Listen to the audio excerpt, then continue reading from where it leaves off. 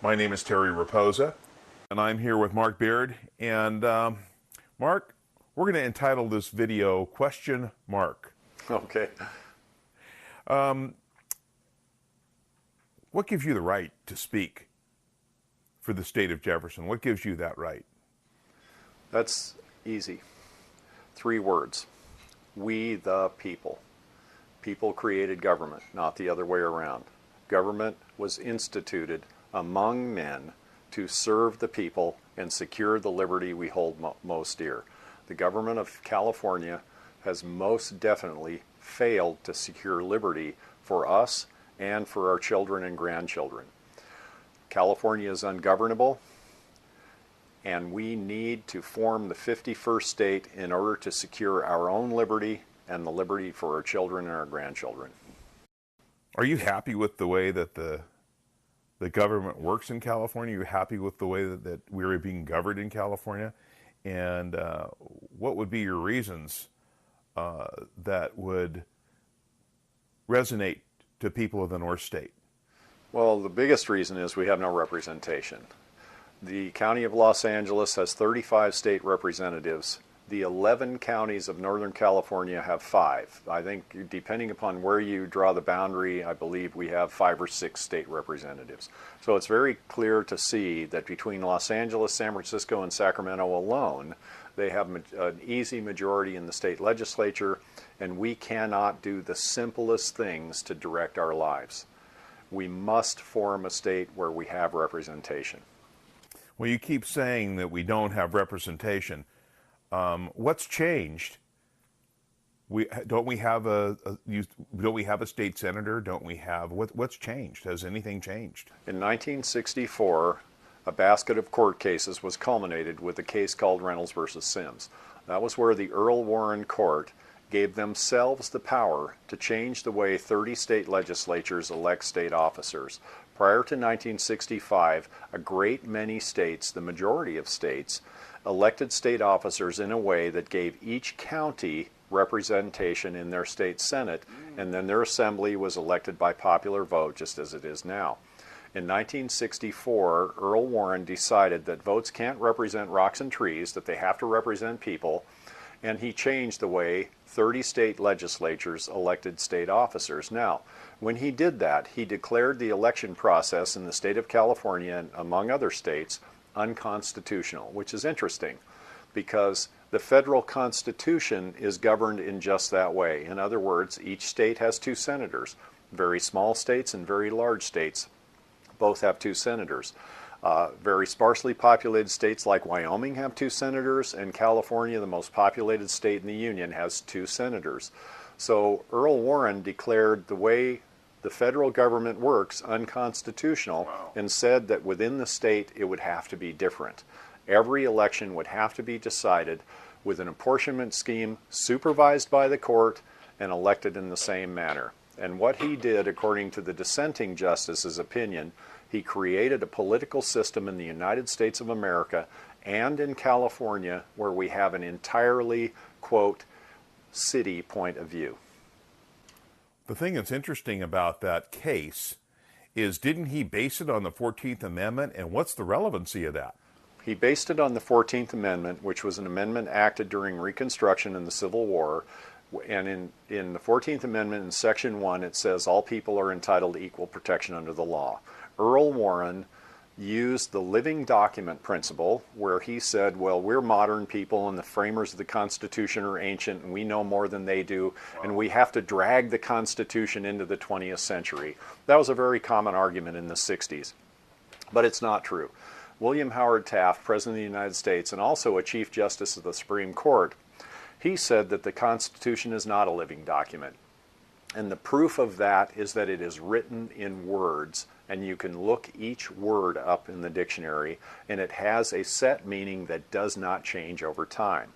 And so, now that we know the living document principle is a falsehood, we can also ask ourselves, where did the Supreme Court get the power to give that they gave themselves in order to change the electoral process really against the Constitution of the United States?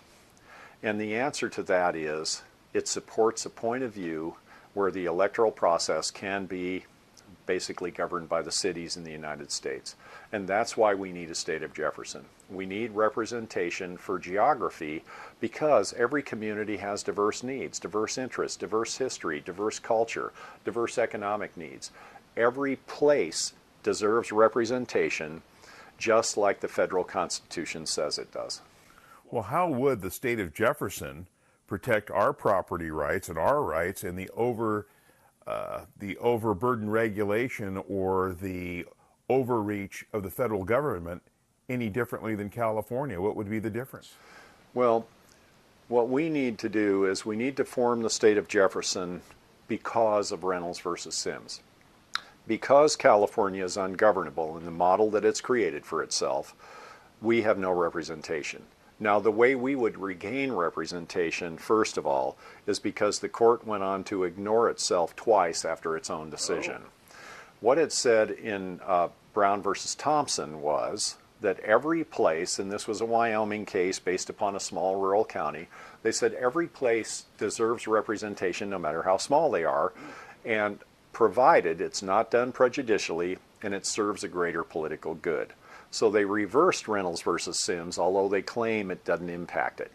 They reversed themselves again in a Tulare water case where they said that votes can represent rocks and trees or geography, provided it's not done for prejudicial reasons and it serves a greater state political good. Well, in the state of Jefferson, we will create a representative model where each county has a state senator, no matter how small and no matter how big, because every community deserves representation. We'll have a state assembly elected by popular vote. And by the way, within your county, you will have a vote for your senator. So you will have popular vote within your county, and your county senator will be elected by your county's people. And then generally, populations by apportionment will elect the assembly. And what that will do is it will give your county the ability to govern from the bottom up so that the people can direct their representative as to how they want their politics to behave. And their representative will have a vested interest in accomplishing that for the people. The school board will be directed from the bottom up. You know how your kids should be educated. You know that far better than someone 500 or 2,000 miles away. But people might ask, how could the state of Jefferson stop the overreach of the federal government any better than the state of California? The state of Jefferson is in an infinitely better position than the state of California for one reason and one reason only. Our Constitution will be constructed in order to preserve liberty first. The contract we call the Constitution of the United States is very clear and it's very explicit. The federal government has the powers contained within Article 1, Section 8, and only those powers. The 9th and 10th Amendment reserve power to the states or the people, powers that are not expressly delegated to the federal government. And there is no EPA in Article 1, Section 8. There is no EPA in the 9th or 10th Amendment. There is no Department of the Interior in the 9th or 10th Amendment. There is no Department of Interior or BLM in Article 1, Section 8. So in the state of Jefferson, we have the state jurisdiction as a signatory to the Constitution of the United States on equal footing and equal sovereignty with all of the other states, including the original 13. We have the jurisdiction and the authority to hold the federal government to the letter of Article 1, Section 8, to the letter of the 9th and the letter of the 10th Amendment. And they would have no power over public health and safety within our state, none whatsoever. What would you say to people who say, but the federal government owns all this land, they owned all our land? What would you say to them? I would say that under the Equal Footing Doctrine, our state has an equal footing. When we enter the national stage, we enter that stage on an equal footing with the original 13 states. And that's also spelled out verbatim in several of the enabling acts. Most recently comes to mind is Oklahoma, where when Oklahoma entered the national stage, it is expressly in their enabling act that they entered that stage with equal sovereignty and jurisdiction of the original 13 states. And east of the Mississippi, there's no such thing as government land. Land belongs to the state and is sometimes managed by the federal government, but quite frankly, we have all the power we need to fire the gardener and hire a more qualified individual to take care of the public's property. Well, why do you think Sacramento would let us go? And, why would the legislative body in California let us separate the state? Why would they do that? We have to educate them. We have to help them understand why this is a win for Southern California and a win for Jefferson. That's very important. We need this to be a win-win as people because, look, we all have family and friends in Southern California. I don't dislike Southern California. I was born there. I love California. However, I also recognize that in its present form, California is not governable. And in order to protect liberty and provide for the people according to their needs, we have to have our own state. So we need to help them understand why this is a win for them. How is it a win for them? Because they can concentrate all of their political power. They can concentrate their vast resources and money and knowledge to solve problems that we can't even understand.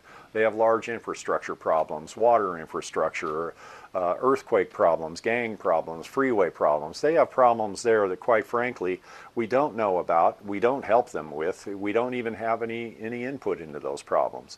We, on the other hand, would be free to create a business environment and a regulatory environment to help companies decide to move to our state, and we would be free to protect the liberty of the individual, his property, and his right to use that property to make a living for himself and his family. In short, we could create a constitutionally operated state where the individual is more important than it is in California, where we could use our representation to restore our economy. Well, what would you say to those people who would say Sacramento won't let us go because we have the water? This has nothing to do with water. This has to do with liberty, and it has to do with representation. And a contract's a contract. Article 1, Section 10 of the United States Constitution says no state will make any law that changes contract law. That's not what we're about. We're not here to grab anything from anybody. We're not here to take anything from anybody. We're here to secure liberty for our posterity and to secure representation so that we can do things that will improve our lives.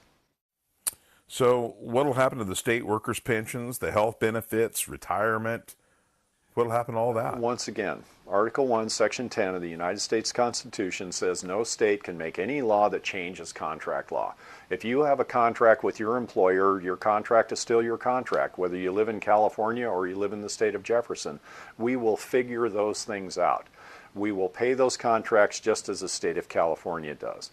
When we make changes to the employee programs, the government employee programs, we're going to do it through attrition. In other words, if you're gainfully employed and you have a viable employment contract, nothing is going to change. If we need to conserve money, if we need to change a program, we're going to do it with new hires. We have to come up with a system that protects the employee and doesn't break the taxpayers' back. But we'll do that through attrition. And the new employee will be free to decide whether he can accept those conditions or not. What happens to universities and prisons? And what's going to happen with kids who are in California? If they come here, will they have to pay out-of-state tuition? Well, Stan Statham's original legislation in 1992, and by the way, in 1992, 27 out of 31 counties polled overwhelmingly voted to separate from the state of California. The recognition has been since our inception that this state is too large to be governed from afar. So what we imagine with state universities, Stan Statham had already put in his original legislation, we'll make some kind of deal with California where each population will enjoy in-state tuition and the others universities. And we have the opportunity to found universities that we can be proud of in the state of Jefferson. The State Legislative Analyst's Office, and this is Camilla Harris's opinion, the state's Attorney General, not mine, is that assets that lie within the new state after separation belong to the new state. We don't, according to common wisdom, we're going to have to pay California for all of our infrastructure. That's just not true. Things that lie within our boundaries will be property of the state of Jefferson. Schools, colleges, prisons, jails, public buildings, public infrastructure, water infrastructure will belong to us. because we were Californians when those things were built. We helped pay to build them. Those things will belong to us. Employee contracts will remain the same. Those are negotiated between the employee and the employer, and it is not within the new state's purview to change your retirement or take anything away from you. Once again, all of the jobs that are in California we're still going to have. We're going to need road workers and policemen and prison guards and nurses and doctors and teachers and lawyers. We're going to need all of those things. That's not what this is about. This is about a state that will provide the framework for you to flourish in one of those occupations instead of pay 90% of your money to the state in taxes. Now, what about people who say, if we leave California, we don't get a lot of the benefits of California. We don't get California's money. We don't get the different things that are entitlements to us from California. What about mental health? What about all these different issues from California? How would we subsidize that as a new state? I think the argument most simply put to that, a lot of people will say, well, what about the money? They say, well, what about the money that California gives us? California gives us more money than we give them. First of all, we found that in our research with Office of Management and Budget, with Labor and Statistics, and so on and so forth, that's just plain not true. There's an accounting system in California where they can't even quantify in one place how much money they get from a county, nor how much money they give to a county. And we argue with those statistics because California can't even substantiate those numbers themselves. And so what we propose is we propose a small rural state with an appropriate government. We don't need 570 state agencies to govern a state with 1 million people in it. We don't need all of the layers of bureaucracy. We can operate a government much more efficiently than the state of California can. What we envision is a state, and mind you, I'm not the Emperor of Jefferson. This has to be decided by Constitutional Convention. But we imagine a state where the county, for example, will collect the property taxes from that county, and they will be capped at a true 1%. Instead of giving all of that money to the state and then waiting for the state to dole it out to your county, you will simply give the state the amount that they're due and keep the rest. We have a lot of revenue generating schemes that don't impact the taxpayer. And for example, PILT money from responsible logging in Siskiyou County alone used to pay for the entire road department, the entire public instruction department, and the sheriff's department. Now that timber harvest has gone essentially to zero, Siskiyou County is, quote, a welfare county. Can you imagine what would happen when we open our land up to responsible resource use? We'd be in the black, from day one with no place but up to go from there. If we create the government we envision, it will encourage businesses to move to our state. It will encourage people to invent and to innovate and to create opportunities for income where the state of California will regulate you straight out of that business. You know, it's interesting you mentioned that, and I think anybody that pays attention has to go along with you in the fact that we are being regulated out of most of the different businesses that we have. Most of the new taxes and new laws are directly focused on Northern California. When you look at the gas tax, when you look at the mileage tax, I mean, I know that most of the people here, in fact, as far as medical goes, because of the Obamacare program, some people have to drive to 60 or 80 miles to see a doctor because their medical insurance won't cover them in a certain area, or in a lot of rural areas, there may not be a doctor for that specific medical need, and these people would be taxed on that mileage. Where I know my daughter and my son-in-law live in Alameda, California, and they basically take BART everywhere.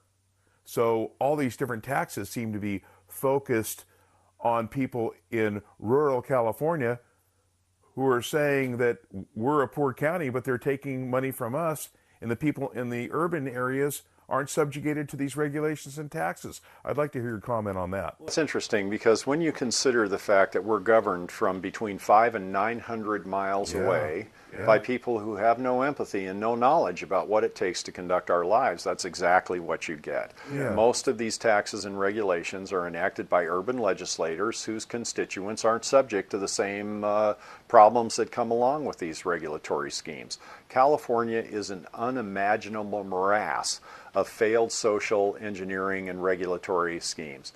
We're an economic engine that's been on the same track for 50 years, since 1965. The last time California worked was 1964, when each state senator or each county had a state senator, Right. and we had checks and balance.